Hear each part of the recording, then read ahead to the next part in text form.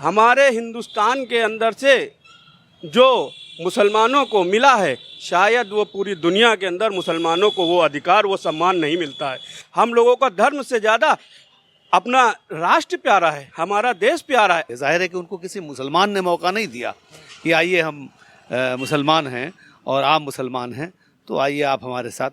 एक हिंदू ही ने, गैर मुस्लिम ने ही उनका टैलेंट देखा और टैलेंट को दिखाने का मौका दिया। ठीक है, आप हमारा इंटरव्यू ले रहे हैं और मुख्तलिफ बातों पे ले रहे हैं, तो मैं कोई खौफ में थोड़ी दे रहा हूँ इंटरव्यू। नहीं, वो लोग कहते हैं वो मैं आपसे कह रहा हूँ। पाकिस्तान के लोग मेरे वीडियो में कमेंट करते हैं, कहते हैं कि इनको आरएसएस वाले बंदूक रख के बुलवा रहे हैं, पुलिस अगल बगल खड़ी होगी इसलिए ऐसा बोल रहे हैं। नमस्कार, आदाब, सत श्री अकाल, जय हिंद। मेरा नाम अनुज धीमान और आप देख रहे हैं नेशन टॉक। पाकिस्तान के लोग अक्सर ये कहते रहते हैं, वहाँ की मीडिया, नेता ये सब कहते रहते हैं कि भारत के मुसलमानों के ऊपर बहुत ज़्यादा अत्याचार होता है। लेकिन आज का वीडियो जो है ये उन लोगों के ऊपर तमाचा होगा और इस वीडियो से उनको पता चल जाएगा कि भारत के मुसलमानों की क्या औकात है और उनकी क्या औकात है। पूरी दुनिया के अंदर उनको कैसे देखा जाता है, भारत के मुसलमानों को कैसे देखा जाता है।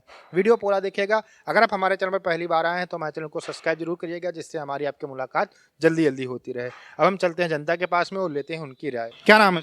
मोहम्मद हफीज़ सलमानी। क्या काम करते हो? मैं सोशल वर्कर हूँ। अच्छा सर, एक चीज़ बताइए कि आपको पता है कि वर्ल्ड का रिचेस्ट मुस्लिम जो है वो कौन है, आपको पता है? जी, यहाँ हमारे अपने इंडिया के प्रेम अजीम जी हैं, जो पूरी दुनिया में यहाँ तक है कि अगर सऊदी या दुबई के बहुत से ही बड़े आदमी, यानी जिनकी उद्योगपतियों में नाम है, अगर उनकी भी रुपए या कीमत या उनकी आमदनी मिला ली जाए तो हमारे प्रेम अजीम जी से कम ही होगी। अच्छा सर, एक और चीज़ बताइए, कोई ऐसा मुस्लिम वर्ल्ड का जिसको पूरा वर्ल्ड जानता हो, छोटी छोटी कंट्री, नॉन मुस्लिम, मुस्लिम, कोई ऐसा एक आदमी बताइए मुस्लिम में जिसको सब लोग जानते हो, कुछ है आपको पता? जी बिल्कुल है। आप हमारे हिंदुस्तान यानी इंडिया के एक्टर्स ले लीजिए, वो सलमान खान हो या शाहरुख खान हो या आमिर खान हो।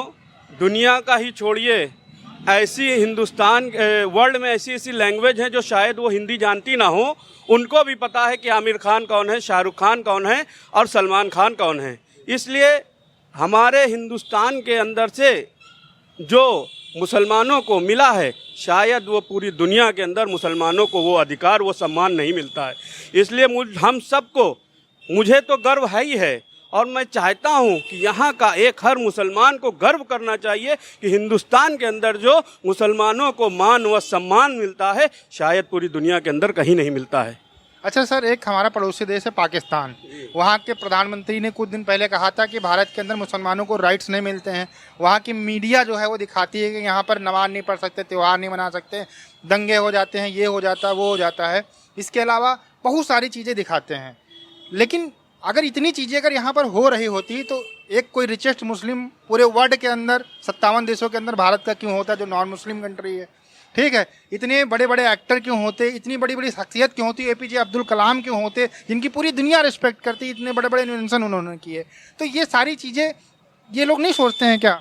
ये सरासर पाकिस्तान का आरोप है और वो गलत है, क्योंकि पाकिस्तान में सिर्फ क्रिकेटर टीम के ही लोगों का नाम है, वरना पाकिस्तान का कोई एक ऐसा एक्टर बता दिए, कोई ऐसा खिलाड़ी बता दिए जिसका नाम पूरी दुनिया के अंदर हो। आज हिंदुस्तान के अंदर जितने भी हमारे बड़े एक्टर हुए, बड़े उद्योगपति हुए, जितने भी सब कुछ हैं, किसी भी लाइन में देख लीजिए, वो आप क्रिकेट लाइन में देख लीजिए, आप टेनिस में देख लीजिए, टेनिस में हमारी सानिया मिर्जा जी का नाम पूरी दुनिया के अंदर है। आप अजीम प्रेम जी का नाम देख लीजिए, आप सलमान खान जी का नाम देख, सिप्ला कंपनी के ऑनर को देख लीजिए। सिप्ला कंपनी जो पूरी दुनिया के अंदर दवाइयाँ बनाती है और मेरे ख्याल से शायद सबसे ज़्यादा इन्हीं की सेल होगी पूरी दुनिया के अंदर। तो क्या पाकिस्तान बात करेगा यहाँ के मुसलमानों की और हिंदुस्तान की बात करेगा? यहाँ के हिंदुस्तानों को जितना सम्मान व आज़ादी है, आप बताइए, किसी कोने में चले जाइए, कहाँ मुसलमानों को नमाज़ पढ़ने के लिए रोका जा रहा है, कहाँ मुसलमानों को कारोबार करने के लिए रोका जा रहा है। अगर आज मुसलमान आपके कैमरे पे आपसे बात कर रहा है तो कहीं ना कहीं ये हिंदुस्तान के संविधान की बात है, जो आपके सामने संविधान में इजाज़त मिली है मुस्लिम को अपने बात रखने की, अपने कारोबार करने की और अपनी जात व धर्म मजहब को पालन करने का। कहीं पे कोई डिस्क्रिमिनेशन लगता है, आप कहीं जाते हैं तो कोई ऐसा कहता है कि आप मुस्लिम हैं, काम पे नहीं रखेंगे, आप इधर बैठ जाइए, उधर बैठ जाइए, कुछ ऐसा आपको कभी फील हुआ भारत के अंदर? ऐसा कुछ नहीं है। मैं आपको बताना चाहता हूँ, मैं फिटनेस जिम जाता हूँ, मेरे भाई अनुज भाई हैं, वो हमें फ़ोन करते हैं क्या न मेरा धर्म अलग है, उनका धर्म अलग है, लेकिन क्या है, हम लोगों का धर्म से ज़्यादा अपना राष्ट्र प्यारा है, हमारा देश प्यारा है। अनुज भाई अगर हफीज़ सलमानी को फ़ोन कर रहे हैं तो कहीं ना कहीं वो मोहब्बत है, और ये मोहब्बत का देश है। इसमें ये पाकिस्तान हो या कोई भी हो, यहाँ हम आपस में भाइयों में नफ़रत नहीं पैदा कर सकते हैं। अच्छा सर, एक चीज़ और बताइए कि इतनी ज़्यादा तरक्की कर रहा है भारत के लोग तरक्की कर रहे हैं, चाहे हिंदू हो, मुस्लिम हो, चाहे सिख ईसाई हो, लेकिन पाकिस्तान के लोग तरक्की क्यों नहीं कर रहे हैं? वहाँ तो सिर्फ मुसलमान रहते हैं, तो वो हमेशा ये सोचते हैं भारत के अंदर इस्लाम मुस्लिम होता है, इस वजह से दिक्कतें होती हैं। तो भैया आप तो सिर्फ मुसलमान रहते हो, तो वहाँ पे क्यों तरक्की नहीं कर रहे? पाकिस्तान आज इन्हीं वजह से आज पीछे है। अगर पाकिस्तान ने इन चीज़ों को अपनी कमियां दूर कर ली होती तो आज पाकिस्तान का पूरे वर्ल्ड में नाम होता। आपको शायद मालूम हो, आप मीडिया में आपको मालूम होगा कि पाकिस्तान के लोगों को अगर सऊदी अरब जाना है तो यहाँ वीज़ा लगने से पहले उनको अपने अकाउंट में समथिंग मेरे हिसाब से 5,000 दिरहम दिखाना पड़ता है, लेकिन हिंदुस्तान के आदमी को जाने के लिए अपने अकाउंट में 1 रुपया नहीं दिखाना। और सबसे बड़ी चीज़, अभी चंद दिनों पहले ही आपको शायद मालूम होगा कि हर देश यानी इंडिया के जाने के लिए पीसीसी कराना पड़ता था, लेकिन यहाँ की हुकूमत की मद्देनज़र देखते हुए, यहाँ के लोगों की ईमानदारी व सच्चाई देखते हुए पाकिस्तान की हुकूमत ने सऊदी अरब की हुकूमत ने पीसीसी हटा दिया है। अब यहाँ से यात्री उसको कोई पुलिस वेरिफिकेशन नहीं करानी, वो सीधे जा सकता है सऊदी अरब। तो और क्या चाहिए, और क्या साबित करना चाहते हैं? अच्छा सर, ये बताइए, एपीजे अब्दुल कलाम सर थे, यहाँ के राष्ट्रपति रहे, उन्होंने बहुत सारा रक्षा के में निर्माण किया, मिसाइलें बनाई, हमने उनको राष्ट्रपति बनाया। पाकिस्तान के जो अब्दुल कादिर थे, उन्होंने जब परमाणु बम बनाया तो उनको कैद कर दिया गया, और वो मरते दम तक वो पाकिस्तान को गालियाँ देते हुए मरे। ये मतलब बताइए, वो अपने साथ कर रहे हैं और हम लोगों को सिखाने की कोशिश कर रहे हैं। देखिए, पाकिस्तान तो बेहतर है कि वो अपने आप को देख ले। आज पाकिस्तान की क्या हालत है, आज पाकिस्तान की जीडीपी देखिए कहाँ जा रही है, इन्हीं सब कारणों के वजह से, क्योंकि उसने अपने घर में नहीं देखकर वो दूसरे के घर में देखना पसंद किया। आज उसी की देन है, वो आज पाकिस्तान पीछा होते जा रहा है। और हमारे इस्लाम धर्म में भी है कि किसी को ना देखो, अपने को देखो, और दूसरे की अच्छाइयों को देखो, उसकी बुराइयों को ना देखो। और आज जो अगर वो कुरान की हदीस की बात नहीं मान के चलेगा, वो नुकसान उठाएगा। आज पाकिस्तान नुकसान उठा रहा है। आज यहाँ की मस्जिदों मंदिरों में आप बताइए कितना सुकून है, और वहाँ पाकिस्तान के अंदर सिर्फ मुस्लिम्स हैं और मस्जिदों के अंदर बम फट रहे हैं। तो ये क्या कारण है? ये सोचने विचारने की बात है। इसलिए हिंदुस्तान का मुसलमान बहुत सेफ है, अच्छा है, और यहाँ उसको पूरी आज़ादी है। अगर आज आज़ादी ना होते तो शायद आपको प्रेम अजीम जी ना दिखते, शायद आपको यूसुफ साहब ना दिखते, जो पूरी दुनिया के अंदर उनके आज मॉल खुले हैं। अभी जल्द हमारे उत्तर प्रदेश के अंदर इतना बड़ा मॉल खुला, वो कहीं ना कहीं यूसुफ साहब को अगर ये आज़ादी ना होती तो वो अपना बिजनेस नहीं कर सकते थे। और कितने बताएं, सलमान खान, शाहरुख खान आज पूरी दुनिया के अंदर जाने जा रहे हैं, और उनकी दुनिया के अंदर हर जगह उनकी है अपनी हिस्सेदारी है। तो कहीं ना कहीं वो उनके साथ यहाँ की सरकार ने मदद की है, यहाँ की हुकूमत ने साथ दिया है। अगर यहाँ की हुकूमत साथ ना देती तो शायद मुसलमान के साथ, जैसा कि पाकिस्तान कह रहा है कि यहाँ पे मुसलमानों को दबाया जाता है, तो ऐसा गलत है। अगर दबाया जाता तो मुसलमान यहाँ कहीं दिखता नहीं। धन्यवाद। क्या नाम है सर? फजल इनाम मदनी। अच्छा सर, क्या काम करते हो आप? मैं साहब पत्रकारिता से वाबस्ता हूँ। सर एक बात बताइए, आपको क्या पता है कि दुनिया का सबसे रिचेस्ट मुस्लिम कौन है? कुछ नाम पता है? नाम तो बिल्कुल नहीं पता है, लेकिन आप क्या अंदाजा लगाइए कौन होगा? क्या प्रेम अजीम जी हो सकते हैं क्या? जी जी जी सर, विप्रो के चेयरमैन प्रेम अजीम जी ही हैं। अच्छा सर, एक और चीज़ हम आपसे पूछेंगे, आप ये बताइए कि वर्ल्ड के अंदर कोई एक ऐसे मुस्लिम का नाम बताइए जिसको पूरी दुनिया जानती हो। किसी भी आप कंट्री जाते हैं, छोटी कंट्री हो बड़ी कंट्री हो, लेकिन उसको लोग जानते हों। अब ऐसे देखिए बहुत से नाम हैं उसमें, मतलब Muslim and non Muslim country, कोई भी कंट्री अगर आप जाएँ तो उसमें जैसे तुर्की का एक प्रेसिडेंट है उर्दुगान, उसको ख़ास तौर से जाना जाता है। और इधर तो बहुत लाइमलाइट। छोटी छोटी जो कंट्रीज हैं, जैसे बुरांडी है, ये छोटी छोटी जो कंट्रीज हैं जहाँ के लोग इतना इंटरनेट सारी चीज़ों में रहते ही नहीं हैं, वो लोग कैसे जानते होंगे? वो इमरान खान को भी जानते होंगे। नहीं, इमरान खान को भी नहीं जानते। नहीं जानते हैं तो भाई मैं अंदाज़ा नहीं कर सकता हूँ कि किसको जानते होंगे वो। शाहरुख खान एक ऐसे सेलिब्रिटी हैं जिनको पूरा वर्ल्ड जानता है, चाहे नॉन मुस्लिम कंट्री हो, यूरोपियन कंट्री हो, छोटी छोटी कंट्री हो, लेकिन सब लोग जानते हैं। फिल्म एक्टर के तौर पे जानते हैं बेशक। वर्ल्ड के जो टॉप 10 रिचेस्ट एक्टर हैं उसमें शाहरुख खान का नाम आता है। हाईएस्ट पेड जो एक्टर हैं उसमें सलमान खान, शाहरुख खान, आमिर खान का नाम आता है। तो इस ये क्या चीज़ दिखाता है कि मतलब भारत के लोग कहीं भी जाते हैं छा जाते हैं, तो भारत के मुस्लिम भी साथ में छाते हैं, तो ये क्या दिखाता है कि भारत की एकता अखंडता को दिखाता है कि यहाँ समान अधिकार हैं इसलिए सब लोग आगे बढ़ रहे हैं। नहीं, इसमें कोई शुबे की गुंजाइश नहीं है। देखिए, प्रतिभा हर जगह होती है, लेकिन प्रतिभा को पनपने का मौका मिलना चाहिए। भारत एक ऐसा देश है, चाहे जो भी फील्ड हो, चाहे वो कला हो, चाहे वो संगीत हो, वो फिल्म हो, या एजुकेशन का मामला रहा हो, या आर्थिक रूप से जो लोग बढ़ना चाहते हैं, इसमें कोई शुबे की गुंजाइश नहीं कि भारत में बहुत गुंजाइश है। और इसकी वजह यही है कि हमारा सेकुलर कॉन्स्टिट्यूशन और उसके बाद जो यहाँ की एकता और अखंडता, यहाँ के मिजाज में ये चीज़ शामिल है। लोग अगर बढ़ना चाहें तो उनके लिए बहुत से मौके और अवसर हैं जिनका वो इस्तेमाल कर सकते हैं, और लोग इस्तेमाल करते हैं। शाहरुख खान का आपने नाम लिया, तो शाहरुख खान ने पहले उनका जाने का ही इरादा नहीं था फिल्म में, वो तो मास कम्युनिकेशन से आए थे। जामिया मिलिया यूनिवर्सिटी हिंदुस्तान की पहली यूनिवर्सिटी है, अगर आपने मुसलमानों की बात की, कि जामिया मिलिया इस्लामिया यूनिवर्सिटी मुसलमानों के ज़रिए बनाई गई भी है और उन्हीं के द्वारा मैनेज्ड है, उसके वो पढ़े हुए हैं। और मास कम्युनिकेशन का पहला डिपार्टमेंट हिंदुस्तान की किसी यूनिवर्सिटी में शुरू हुआ तो वो जामिया यूनिवर्सिटी है। और एक ख़ास बात ये बता दूं कि चूँकि मैं बाराबंकी में खड़ा हूँ, उस मास कम्युनिकेशन की बुनियाद डालने वाला बाराबंकी का ही एक इम्पॉर्टेंट शख्स था, उन्होंने उसकी बुनियाद डाली थी। वहाँ उन्होंने मास कम्युनिकेशन किया, और मास कम्युनिकेशन के बाद उन्होंने एक फ़ौजी सीरियल आया था, उसमें उन्होंने काम किया, फिर उनको मौके मिले। ज़ाहिर है कि उनको किसी मुसलमान ने मौका नहीं दिया कि आइए हम मुसलमान हैं और आप मुसलमान हैं, तो आइए आप हमारे साथ। एक हिंदू ही ने, गैर मुस्लिम ने ही उनका टैलेंट देखा और टैलेंट को दिखाने का मौका दिया। उसने टैलेंट को दिखाया, तो यकीनन वो दुनिया में जो फिल्म जगत का मामला आता है तो उसमें शाहरुख खान का एक बड़ा नाम है। अच्छा सर, एक और चीज़ बताइए आप, हमारा पड़ोसी देश है पाकिस्तान, वहाँ के लोग, वहाँ की मीडिया, वहाँ के प्रधानमंत्री ये कहते रहते हैं भारत के मुसलमानों के ऊपर बहुत जुल्म होता है, उनको नमाज नहीं पढ़ने दी जाते हैं, राइट्स नहीं हैं। वहाँ के कुछ लोग तो ये भी समझते हैं कि वोटिंग राइट्स भी मुसलमानों के नहीं है। तो इस तरीके की अगर चीज़ें भारत के अंदर हों तो इतने टॉप के ऊपर लोग नाम कैसे आए? APJ अब्दुल कलाम का पूरी दुनिया नाम क्यों जाने अगर इस तरीके की चीज़ें भारत के अंदर हों? देखिए, ये भ्रांतियाँ हैं, और वहाँ भारत के ख़िलाफ़ लोगों में एक नफ़रत पैदा की जाती है।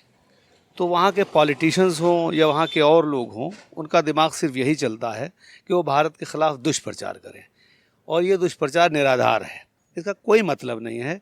ये तो पूरी दुनिया जानती है और वो खुद भी जानते हैं, ये बात वो खुद जानते हैं। उनके यहाँ की आर्थिक स्थिति ठीक नहीं है, हमसे कोई मतलब नहीं है, वो हमारे पड़ोसी देश हैं, अगर वो तरक्की करें तो इसमें कोई बुराई भी नहीं है, लेकिन उनकी आर्थिक स्थिति ठीक नहीं है। उनके यहाँ कौन से ऐसे टैलेंट हैं, और मुस्तकिल उनके यहाँ राजनीतिक अस्थिरता बनी रहती है। राजनीतिक अस्थिरता बनी रहने की वजह से ही वो तरक्की भी नहीं कर पा रहे हैं, क्योंकि जहाँ भी पॉलिटिकल स्टेबिलिटी नहीं होगी, और ख़ासतौर से जहाँ जमहूरियत हो, तो वहाँ तरक्की के बड़े कम चांसेस होते हैं। तो वहाँ भी ऐसा ही, वहाँ क्या नहीं है, वहाँ आखिरकार चलिए ठीक है, पूरी दुनिया आतंकवाद से ग्रसित है, लेकिन वहाँ तो सबसे ज़्यादा है। तो ये उन्होंने भ्रांतियाँ पैदा कर रखी हैं, गलतफहमियाँ पैदा कर रखी हैं। जैसे बहुत से लोग हमारे यहाँ हैं, हमारे मुल्क में मज़हब के नाम पे सियासत करते हैं, पोलराइजेशन करते हैं, वो वहाँ करना चाहते हैं, लेकिन इसमें कोई बात वो नहीं। कोई किसी भी मुसलमान से आप यहाँ के पूछ लीजिए, वो भी यही कहेगा कि नहीं साहब, हमको कौन सी परेशानी, मुझे कोई परेशानी नहीं है, मैं अपने राइट्स लेना चाहूँ तो मैं ले सकता हूँ। कॉन्स्टिट्यूशन में राइट्स हैं, भाईचारा है और एकता है। अब कभी कभी तो ये सब चीज़ें जब हम लोग रहेंगे आपस में, हिंदू मुसलमान जब साथ मिलकर एक घर में रहेगा, तो एक घर में विचार भी नहीं मिलेंगे, और एक बर्तन जब होंगे तो कुछ ना कुछ तो आवाज़ आएगी। लेकिन हमारे यहाँ ऐसा कुछ नहीं है कि यहाँ की एकता छिन्न भिन्न हो गई है। हमेशा ताकतें रहती हैं जो छिन्न भिन्न करना चाहती हैं, लेकिन भारत में कुछ वक्फे के लिए ऐसा हो सकता है, हमेशा हालात कभी ऐसे नहीं रहेंगे। आजकल अगर मान लीजिए कुछ हैं भी, तो कभी नहीं रहेंगे, हमेशा रहते हैं, लेकिन मजमूई तौर पर ऐसे हालात हमारे यहाँ नहीं हैं। हमको पूरे मौके हैं, यहाँ के मुसलमानों को जितने कॉन्स्टिट्यूशन राइट पूरी दुनिया में आज़ादी और कॉन्स्टिट्यूशन में राइट हासिल है, पूरी दुनिया में किसी मुल्क में हासिल नहीं है। अच्छा, ये लोग कहते हैं फ्रीडम की बात, कि फ्रीडम ऑफ स्पीच नहीं है, फ्रीडम ऑफ ये चीज़ें नहीं, वो चीज़ें नहीं है। अच्छा, आप ये बताइए, क्या पाकिस्तान के अंदर के नागरिक जो है वहाँ आर्मी के खिलाफ नहीं बोल सकते हैं? हमारे यहाँ पर सेना ने स्ट्राइक की थी, एयर स्ट्राइक जब की थी पाकिस्तान के अंदर, तो कितने लोगों ने फेसबुक पे पोस्ट किया, कितने लोगों ने माइक लेके पूछा कि ये सही है या गलत है, इसका प्रूफ दो हमें, बहुत सारे लोग मांग रहे थे, तो फिर सेना ने प्रूफ भी दिया। तो इससे ज़्यादा फ्रीडम किसको चाहिए कि आप प्रधानमंत्री के खिलाफ बोलिए, आप आर्मी के खिलाफ बोलिए, आप जिसके खिलाफ बोलना चाहें उसके खिलाफ आप बोलिए, इससे ज़्यादा कहाँ फ्रीडम मिल सकती है? नहीं, फ्रीडम ऑफ स्पीच यहाँ है, इसमें कोई शुबे की गुंजाइश नहीं है। कभी कभी होता है कि सरकारें किसी चीज़ को कोई ऐसा दुष्प्रचार ना हो या हालात के तहत उस पर उसको कर्टेल किया जाता है, लेकिन आम तौर पर हर आदमी को फ्रीडम ऑफ स्पीच है। मैं खड़ा हूँ, मैं बोल रहा हूँ, ठीक है, आप हमारा इंटरव्यू ले रहे हैं और मुख्तलिफ बातों पे ले रहे हैं, तो मैं कोई खौफ में थोड़ी दे रहा हूँ इंटरव्यू। नहीं, वो लोग कहते हैं वो मैं आपसे कह रहा हूँ। पाकिस्तान के लोग मेरे वीडियो में कमेंट करते हैं, कहते हैं कि इनको आरएसएस वाले बंदूक रख के बुलवा रहे हैं, पुलिस अगल बगल खड़ी होगी इसलिए ऐसा बोल रहे हैं। वो यहाँ तक वो ट्रोलिंग कर रहे हैं, वो ट्रोलिंग कर रहे हैं, क्योंकि अब सोशल मीडिया पे ये चीज़ें आम हैं। ऐसा कोई नहीं है, कोई संगठन ने कोई पिस्तौल नहीं रख रखी है, और मैं भी आम तौर पर बिल्कुल मूव करने वाले लोगों में हूँ, तो मुझे कोई ऐसा एहसास नहीं है। और इस तरह की गलतफहमियां तो पैदा की जाती हैं, पैदा की जा रही हैं। तो अब वो हर हाल में देखिए, वो जब बिल्कुल हमारे साथ एट वार हैं, तो ज़रूरी नहीं है कि ये सीमा पर लड़ाई हो। अब पूरी दुनिया में लड़ाई के अलग अलग तरीक़े हैं, तो आर्थिक उसका तरीक़ा भी है और उसका सामाजिक तरीक़ा भी है, उसका धार्मिक भी तरीक़ा हो गया है। अब मीडिया एक तरीक़ा बहुत बड़ा है जहनसाजी करने का या ब्रेन वॉश करने का, जो भी तरीक़े इस्तेमाल होते हैं वो पाकिस्तान वाले कर रहे हैं, उनको करने दीजिए, वो हमारा कुछ बिगाड़ नहीं पाएंगे। धन्यवाद। हाँ, आदाब। सर क्या नाम है? शुजात खान। सर क्या करते हो आप? I am a businessman. किस टाइप, मतलब किस क्या बिजनेस करते हैं आप? से मैं लखनऊ डेवलपमेंट अथॉरिटी में as a civil contractor business में मेरा। अच्छा सर, आप एक चीज़ बताइए सर, आप क्या जानते हैं कि दुनिया का सबसे रिचेस्ट जो मुस्लिम है वो कौन है? दुनिया का रिचेस्ट मुस्लिम कतर या सलमान है। कतर का कोई है पर्सन, मतलब गल्फ कंट्री का आप कह रहे हैं ना? हाँ, गल्फ कंट्री का शायद है। और थोड़ा सा सोचिए। वैसे रिचेस्ट पर्सन तो एलन मस्क था वर्ल्ड का। एलन मस्क जो है वो रिचेस्ट पर्सन है, but he is not a Muslim. Sir India की एक बहुत बड़ी कंपनी है विप्रो, उसके चेयरमैन का नाम क्या है? अजीम प्रेम जी। जी सर, वही वर्ल्ड के सबसे रिचेस्ट मुस्लिम है, जिनकी $24 बिलियन नेटवर्थ है। और जो अरब के लोग हैं, अगर उनके 4-5 लोग की भी अगर हम हाईएस्ट वालों को कैलकुलेट कर ले तब भी उनके बराबर नहीं पहुंचे। जी जी, डेफिनेटली अजीम प्रेम जी। हाँ, आई रिमेम्बर, मुझे याद आ गया। अच्छा सर, एक दुनिया का 57 देश है, या मान लीजिए पूरे वर्ल्ड के अंदर एक मुस्लिम ऐसी पर्सनालिटी बताइए जिसको आप किसी भी कंट्री में वर्ल्ड में आप चले जाइए, उसका लोग नाम जानते होंगे या उसको चेहरे को जरूर पहचानते होंगे, मतलब जानते होंगे। दुबई का प्रिंस है सलमान। नहीं, नॉन मुस्लिम या मुस्लिम किसी भी कंट्री में जाइए आप, लोग जानते होंगे उसको। अच्छा जी। मतलब जैसे कि आप मुस्लिम कंट्री में जाएंगे तब शायद प्रिंस जी को जानते हो लोग। मिस्टर मोदी जी को भी सभी लोग जानते हैं। वो मुस्लिम नहीं है। अच्छा, Narendra Modi is not a Muslim. Muslim में शाहरुख खान को, शाहरुख खान सही। Is the absolute personality to recognise everyone by the all over the world. He is a great personality of our Indian economy and our Indian system. ये बिल्कुल सही answer है आपका। पूरे world के अंदर आप कहीं भी जाए, लेकिन शाहरुख खान को लोग जानते हैं। पहले एक ऐसे वर्ल्ड के अंदर मुस्लिम होंगे जिनको सारी कंट्री के लोग जानते हैं। अच्छा सर, हाईएस्ट पेड जो एक्टर है, जो मुस्लिम हाईएस्ट पेड एक्टर है, वो भी शाहरुख खान है ना। और टॉप 3 जो हाईएस्ट पेड एक्टर में जो ईयर बाय ईयर लिस्ट आती है, उसमें सलमान खान, शाहरुख खान, ये सारे नाम आते रहते हैं। मतलब आप ये समझ लीजिए कि वर्ल्ड की जब बात होती है तो भारत के जो मुस्लिम होते हैं सबसे आगे रहते हैं। डेफिनेटली रहते हैं, क्योंकि भारत में मुस्लिमों का इतिहास रहा है हिंदी सिनेमा में भी। जो शाहरुख खान का इस समय करंट स्टेटस है कि उसकी इकोनॉमी अपनी इंडिविजुअल भी है, और उन्होंने ऑल ओवर एब्रॉड, जैसे लंदन हो गया, दुबई हो गया, फ्रांस है और ब्रिटेन है, यहाँ पे अपना परफॉर्मेंस करके लोगों को इम्प्रेसिव कर लिया है। तो अब इंडिया को रिकॉग्नाइज किया जाता है शाहरुख खान के नाम से भी, और शाहरुख खान ने ऐसा करके दिखाया है। तो अच्छा ये बताइए सर, 57 देश ऐसे हैं, मुस्लिम 57 देश हैं, इंडियन मुस्लिम हमेशा टॉप पे कैसे रहते हैं? टॉप पे रहने के लिए वर्क हार्ड करना पड़ता है। शाहरुख खान जो है हार्ड वर्क कर रहा है, जैसे अक्षय कुमार है यहाँ का, वो भी हार्ड वर्क करते हैं। तो बट हार्ड वर्क कर रहे हैं, उससे अपनी अर्न कर रहे हैं, जो पैसा अर्न कर रहे हैं उसकी वजह से उनकी इकोनॉमी डेवलप हुई है, उसकी वजह से उनका नाम है। तो उनको कोई फ्री में मिला नहीं है, उन्होंने मेहनत करके कमाया है अपना पैसा। शाहरुख खान कोई पैदाइशी जमींदार नहीं थे कि उनके पास अरबों खरबों रुपया था, उसने मेहनत करके यहीं से कमाया है पैसा। जैसे सलमान खान, उसने भी मेहनत करके कमाया है पैसा यहीं से। अच्छा, एक चीज़ और बताइए सर, ऐसा न्यूज़ में सुनने मिलता है जैसे अभी एक यूएन में एक भाषण हुआ था, शहबाज शरीफ का, पाकिस्तान के प्रधानमंत्री थे, उन्होंने कहा था कि भारत के मुसलमान आज़ाद नहीं हैं, गुलाम हैं, वो हिंदुओं के सामने कुछ बोल नहीं सकते, कुछ कर नहीं सकते हैं, धार्मिक फ्रीडम नहीं है, मतलब जो धार्मिक चीज़ें हैं वो भी नहीं कर सकते, त्यौहार नहीं मना सकते हैं। जब इतनी सारी बंदिशें होंगी तो इंडियन मुस्लिम इतनी हर टॉप 10 में रिचेस्ट बन जाता है, एक्टर रिचेस्ट बन जाता है, पूरे वर्ल्ड के लोग जानते हैं, तो कैसे ऐसा पॉसिबल हो सकता है? नहीं, ऐसे शहनवाज शरीफ ने जो भाषण दिया था, वो अगर उन्होंने पूरा वर्ड टू वर्ड आप मैच करेंगे तो उनका कहने का मतलब ये नहीं था। वो राजनीति से प्रेरित लेक्चर्स होते हैं जो कि किसी दूसरी जगह बैठ के दिए जाते हैं, क्योंकि इंडिया और हमारा पाकिस्तान के बीच में हमेशा कुछ ना कुछ चलता रहता है, चाहे वो राजनीति हो चाहे स्पोर्ट्स हो। तो उस वक़्त से वो अपने आप को ऊंचा करने के लिए ऐसा उन्होंने कह दिया था। जबकि इंडिया में मुस्लिम्स क्या सारे धर्मों और जात के लोग, चाहे मुस्लिम हो, सिख हो, ईसाई हो, क्रिश्चियन हो, जैन हो, सभी लोग बिल्कुल फ्रीडम से रहते हैं और उनको किसी तरह की कोई प्रॉब्लम नहीं है। हम लोग भी रह रहे हैं, और चाहे शाहरुख खान हो, चाहे कोई ऋषि मुनि हो, सभी लोग फ्रीडम से रहते हैं, उनको किसी तरह का कोई भेदभाव नहीं किया जाता है। इंडिविजुअल किसी के साथ कोई भेदभाव नहीं है, क्योंकि भारत का संविधान भी यही कहता है कि समानता का अधिकार हर नागरिक को हो। तो ये उनका कहने का बात को या तो घुमाया गया होगा या उन्होंने राजनीति से प्रेरित होकर भाषण दिया होगा। वो उनका कहने का मतलब था भारत के अंदर मुसलमानों का जेनोसाइड किया जाता है, जो वर्ड टू वर्ड अब हम बात कर रहे हैं, जेनोसाइड किया जाता है, धार्मिक रिलीजन नहीं है, फ्रीडम नहीं है, ये सब थे। बाकी ये चीज़ें अगर होती तो भारत के लोग कैसे इतना सर्वाइव करते, भारत की इकोनॉमी कैसे बूस्ट करती। लोग यहाँ पे दंगा होते रहते हैं हमेशा।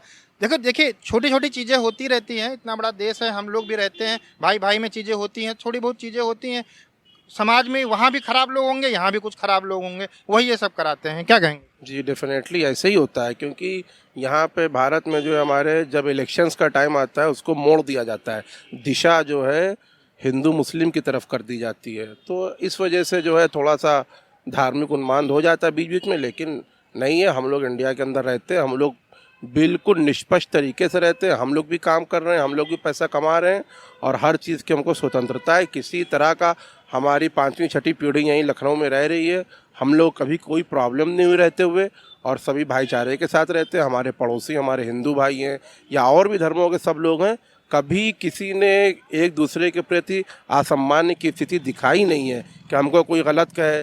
तो इसी वजह से हमको भारत में या किसी भी कंट्री में ये चीज़ नियम लागू नहीं है कि वहाँ के लोगों को धर्म के आधार पर पीड़ित किया जाता है। तो ऐसा कोई भी, इंडिया के अंदर जितने भी लोग रहते हैं सभी संप्रदाय के, स्पेशली चाहे मुस्लिम हो चाहे सिख हो, सभी को बराबर का अधिकार है और सब अपनी बात रखते हैं और सभी को बोलने का अधिकार है, हर काम करने का अधिकार है। जी धन्यवाद सर। Okay, thank you. दोस्तों आप लोगों ने देखी जनता की राय, भारत के मुसलमानों ने बता दिया कि पाकिस्तान के मुसलमानों की क्या औकात है, भारत के मुसलमानों की क्या औकात है। यहाँ पर सब लोग मिलकर रहते हैं, कोई ऐसी दिक्कत नहीं है। छोटी मोटी जो घटनाएं होती हैं वही पाकिस्तान के लोग देखते हैं, यहाँ की अच्छाइयाँ कभी वहाँ की मीडिया नहीं दिखाती है। भारत के जो मुसलमान हैं पूरी दुनिया के अंदर उनका परचम लहरा रहा है, भारत का परचम लहरा रहा है और लहराता रहेगा। उम्मीद करते हैं आपको ये वीडियो पसंद आई होगी। अगर पसंद आई है लाइक और शेयर जरूर करिएगा। हम आपसे मिलते हैं नए वीडियो के साथ। नमस्कार, धन्यवाद, जय हिंद।